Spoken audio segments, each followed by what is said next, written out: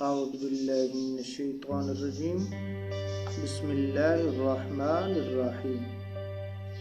کہتے ہیں کہ ایک دن ایک سید زادہ حضرت نظام الدین اولیاء رحمۃ اللہ علیہ کی خدمت میں حاضر ہوا اور عرض کی، یا حضرت، میں ایک غریب سید زادہ ہوں اور سر پر جوان بیٹیوں کا بوجھ بھی ہے۔ سادات کرانے کی نسبت ہونے کی وجہ سے زکوٰۃ بھی نہیں لے سکتا۔ آپ میرے دینی بھائی ہیں اور سید بھی ہیں، آپ میری مدد کریں۔ آپ نے اس کو عزت و تکریم کے ساتھ بٹھایا اور خادم سے بلا کر کہا کہ آج کوئی نظر و نیاز آئی خانقاہ میں؟ تو خادم نے عرض کی، سیدی، ابھی تک تو کوئی نہیں آئی، لیکن جیسے ہی آئی میں آپ کو اطلاع کر دوں گا۔ آپ نے سید زادے کو تسلی دی اور کہا، اللہ پہ بھروسہ کرے، وہ دست غیب سے کوئی نہ کوئی انتظام فرما دے گا۔ مگر 3 دن گزر گئے، کوئی نیاز نہ آئی۔ سید زادہ بھی مایوس ہو گیا کہ ایویں باتیں مشہور ہیں ان کے بارے میں، یہاں تو کوئی مدد ہی نہیں ہو سکتی میری۔ ایک دن اس نے اجازت طلب کی کہ یا حضرت، مجھے اجازت دیں، میں واپس جانا چاہتا ہوں۔ تو آپ نے سید زادے کو تسلی دی اور کہا، اللہ پہ بھروسہ کرے، وہ دست غیب سے کوئی نہ کوئی انتظام فرما دے گا۔ مگر 3 دن گزر گئے، کوئی نیاز نہ آئی۔ سید زادہ بھی مایوس ہو گیا۔ جب اس نے جانے کی بات کی تو حضرت بہت مایوس ہوئے کہ مہمان خالی ہاتھ گھر واپس جا رہا ہے۔ آپ نے اس کو چند پل کے لیے روکا اور اندر سے اپنے نالین لا کر دے دیے اور کہا، بھائی، اس فقیر کے پاس تمہیں دینے کے لیے اپنے ان جوتوں کے علاوہ کچھ نہیں۔ وہ سید زادہ جوتے لے کر چل پڑا اور سوچنے لگا کہ ان پرانے پوسیدہ جوتوں کا کیا کروں گا۔ حضرت نے اچھا مذاق کیا ہے میرے ساتھ۔ دوسری طرف سلطان محمد تغلق کسی جنگی مہم سے واپس آ رہا تھا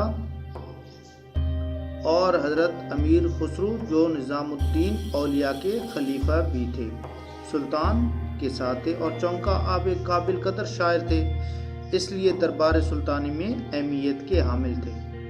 آپ نے سلطان کی شان میں قصیدہ کہا تو سلطان نے خوش ہو کر آپ کو 7 لاکھ چیتل سکہ رائج الوقت سے نوازا۔ آپ واپسی کے سفر پر جب ابھی لشکر سلطانی دہلی سے باہر ہی تھا اور رات کو پڑاؤ کیا گیا تو اچانک امیر خسرو چلا اٹھا، مجھے اپنے مرشد کی خوشبو آتی ہے۔ حضرت محبوب الہی تو کیلو کھڑی میں ہیں، سب درباریوں نے کہا، جو دہلی سے کافی دور ہیں، تو آپ کو ان کی خوشبو کیسے آ گئی؟ مگر امیر خسرو بے قرار ہو کر باہر نکل پڑے اور خوشبو کا تعقب کرتے کرتے ایک سرائے تک جا پہنچا، جہاں ایک کمرے میں ایک شخص اپنے سر کے نیچے کچھ رکھ کر سویا ہوا تھا اور خوشبو وہاں سے آ رہی تھی۔ آپ نے اس کو جگایا اور پوچھا، تو حضرت نظام الدین رحمۃ اللہ علیہ کی خانقاہ سے آ رہا ہے؟ تو وہ آنکھیں ملتا ہوا بولا، ہاں۔ آپ نے اشتیاق سے پوچھا، کیسے ہیں میرے مرشد؟ وہ شخص بولا، وہ تو ٹھیک ہیں، اور میں ان کے پاس مدد کے لیے گیا تھا مگر کچھ دیا نہیں۔ ہاں، اپنے پرانے پوسیدہ جوتے ضرور دیے ہیں۔ یہ سنتے ہی امیر خسرو کی حالت غیر ہو گئی اور کہنے لگا، کہاں ہے میرے مرشد کے نالین؟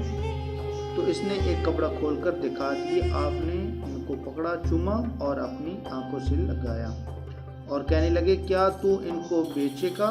اس نے کہا، امیر، کیوں مذاق اڑاتے ہو؟ امیر خسرو بولے، مذاق نہیں، میرے پاس اس وقت 7 لاکھ چیتل ہیں، وہ لے لو، مگر میرے مرشد کی نالین مجھے دے دو، اور اگر چاہو تو دلی چلو، اتنی ہی رقم اور دے دوں گا تمہیں۔ 7 لاکھ چیتل کا سن کر وہ چکرا گیا اور بولا، نہیں، بس میرا تو چند ہزار سے گزارا ہو جائے گا۔ مگر امیر خسرو نے زبردستی اس کو 7 لاکھ چیتل دیے اور ساتھ میں سپاہی اور تحریر بھی دے دی تاکہ اس پر کوئی شک نہ کرے۔ اور پھر امیر خسرو اس حالت میں خانقاہ مرشد میں داخل ہوئے کہ جوتے اپنی دستار میں لپیٹ رکھے تھے اور سر پر رکھے پڑے چلے آ رہے تھے اور زارو قطار رو رہے تھے۔ حضرت نظام الدین اولیاء رحمۃ اللہ علیہ نے مسکراتے ہوئے پوچھا، خسرو ہمارے لیے کیا لائے ہو؟ امیر نے جواب دیا، سیدی آپ کے نالین کو اب لایا ہوں، کتنے میں خریدے؟ حضرت نظام الدین اولیاء رحمۃ اللہ علیہ نے استفسار کیا۔ 7 لاکھ چیتل، امیر نے جواباً عرض کی۔ بہت ارزاں لائے ہو، محبوب الہی مسکراتے ہوئے بولے، جی سیدی 7 لاکھ چیتل تو بہت کم ہیں، اگر وہ سید زادہ میری جان بھی مانگتا تو جان دے کر نالین مرشد حاصل کر لیتا۔